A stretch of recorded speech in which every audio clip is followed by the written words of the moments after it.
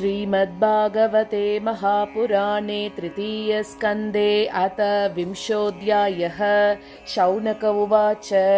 महीं प्रतिष्ठामद्यस्य saute स्वायम्भुवो मनुः कान्यन्वतिष्ठद्वाराणि मार्गायावरजन्मनाम् क्षत्ता महाभागवतः कृष्णस्यैकान्तिकः सुहृत् यस्तत्याजाग्रजं कृष्णे सापत्यं मघवानिति। द्वैपायनातनवरः महित्वे तस्य देहजः सर्वात्मना श्रितः कृष्णं तत्परांश्चाप्यनुव्रतः। किमन्वपृच्छन्मैत्रेयं विरजास्तीर्थसेवया उपगम्य कुशावर्त आसीनं तत्त्ववित्तमम्।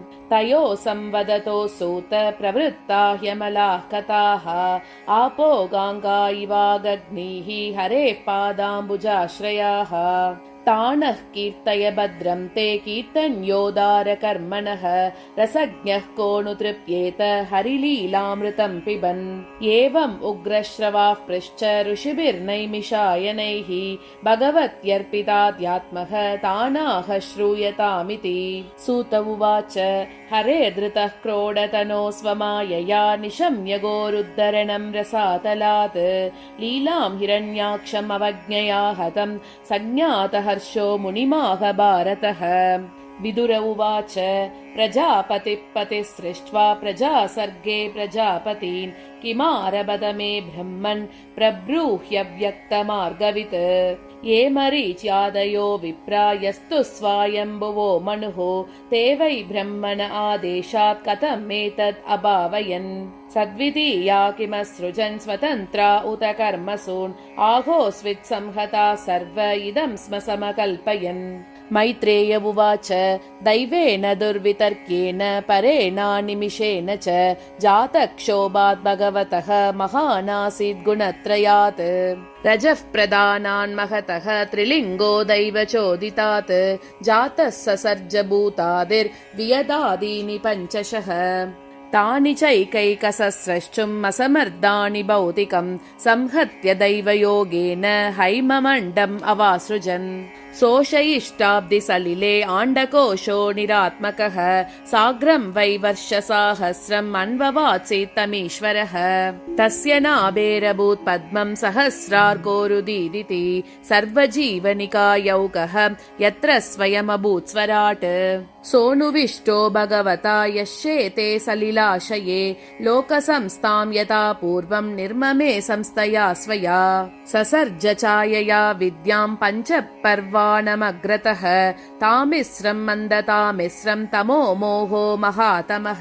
विससर्जात्मनः कायं नाभिनन्दन् तमोमयं जगृहुर्यक्षरक्षांसि रात्रिं क्षुद्रुट्समुद्भवाम्। क्षुद्रुड्भ्यामुपसृष्टास्ते तं जग्धुम् अभिदुद्रुवुः मारक्षतैनं जक्षत्वम् इत्यूचुक्षुद्रुडर्दिताः।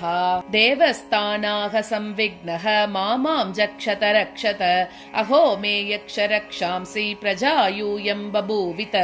देवताः प्रभयाया दीव्यन् प्रमुखतो सृजत् ते अहार्षुर्देवयन्तः विसृष्टां तां प्रभामहः। देवो देवान् जगनतः सृजति स्मातिलोलुपान् तयेनं लोलुपतया मैथुनाय अभिपेदिरे। ततो हसंस भगवान् असुरैर्निरपत्रपैः अन्वीयमानस्तरसा क्रुद्धो भीतः परापदत्। स उपव्रज्य वरदं प्रपन्नार्तिहरं हरिम् अनुग्रहाय भक्तानाम् अनुरूपात्मदर्शनम्। पाहि मां परमात्मंस्ते प्रेषणेनासृजं प्रजाः तायिमायभितुं पापा उपाक्रामन्ति मां प्रभो। त्वमेक किल लोकानां क्लिष्टानां क्लेशनाशनः त्वमेक क्लेशदस्तेषाम् अनासन्नपदां तव।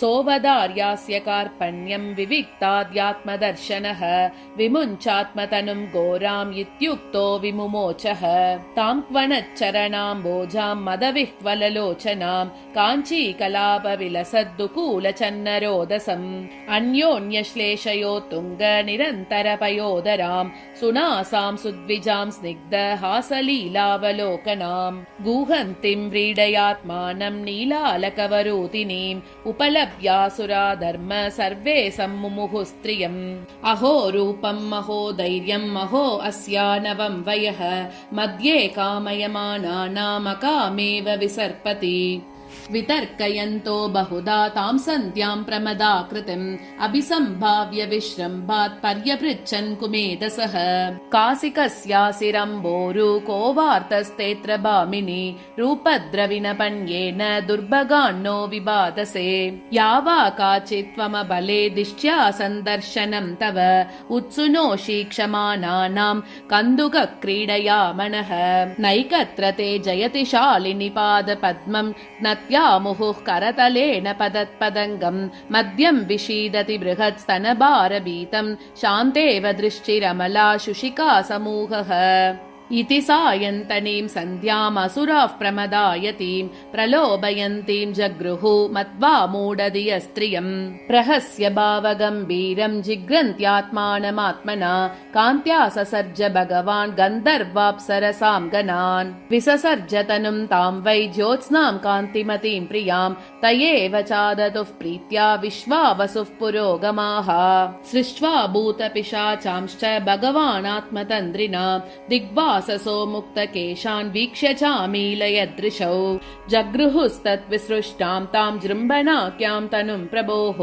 निद्रामिन्द्रियविक्लेदः यया भूतेषु दृश्यते येनोचिश्चान् दर्शयन्ति तमुन्मादं प्रचक्षते ऊर्जस्वन्तं मन्यमान आत्मानं भगवानजः साध्यान् गणान् पितृगणान् परोक्षेणासृजत् प्रभुः त आत्मसर्गं तं कायं पितरः प्रतिपेदिरे साध्येभ्यश्च पितृभ्यश्च कवयो यद्वितन्वते सिद्धान् विद्याधरांश्चैव तिरोदानेन सोऽसृजत् तेभ्यो ददातमात्मानम् अन्तर्धानाख्यमद्भुतम् स किन्नरान् किं पुरुषान् प्रत्यात्मेना सृजत् प्रभुः मानयन्नात्मनात्मानम् आत्माभासं विलोकयन् ते तु तज्जगृहु रूपं त्यक्तं यत्परमेष्ठिनां मतूनी भूय गायन्तः तमेवोषसि कर्मभिः देहेन वै भोगवता शयाना बहुचिन्तया सर्गेणुपचिते क्रोधात्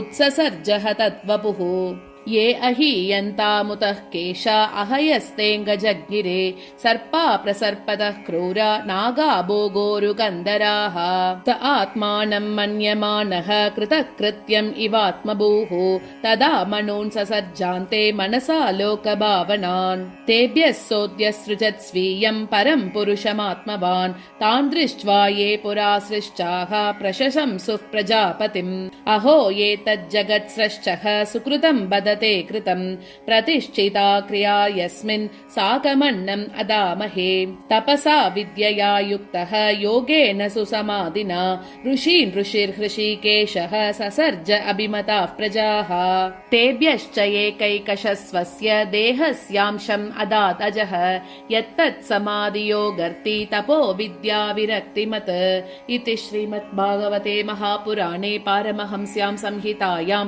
तृतीयस्कन्धे 20ोऽध्यायः।